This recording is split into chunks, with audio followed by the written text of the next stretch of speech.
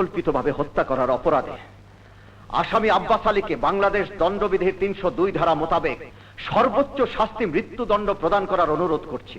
That's all your honour. 1 ঘন্টা পর এই মামলার রায় ঘোষণা করা হবে।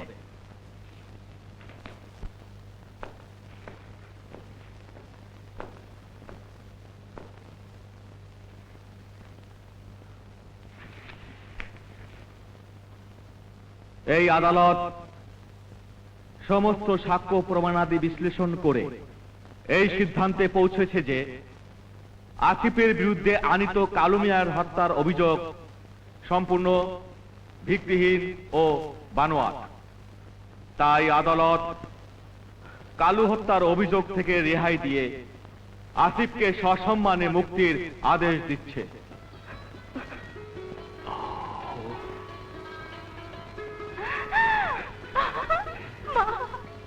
এবং এই আদালতে এটা নিঃসন্দেহে প্রমাণিত হয়েছে যে আব্বাস আলী কালু মিয়া এবং অ্যাডভোকেট রাহুলের মা ও বোনকে পরিকল্পিতভাবে হত্যা করেছে।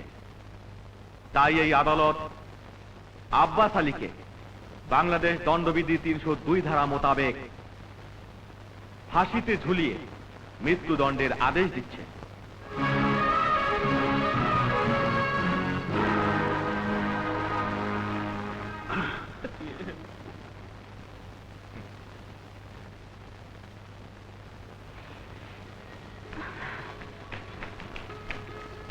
আসিফ, বাবা আসিফ, বাবা আমার।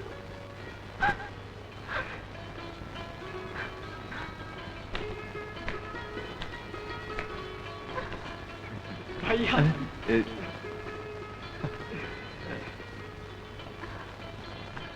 আমার আব্বার ভাগ্নি, আমার ফুফাতো বোন, আমাকে তুমি মাফ করে দাও। আমার কোনো দোষ নাই। আমার আব্বাই তোমাকে আমার সাথে জোর করে বিয়ে দিতে চেয়েছিল। আমি আসলে তোমাকে বোনের মতোই দেখি। তুমি আমাকে মাফ করে দাও। হয়েছে হয়েছে। এই যে আব্বার ভাগ্নি জামাই, কি সুন্দর। আব্বাও নাই,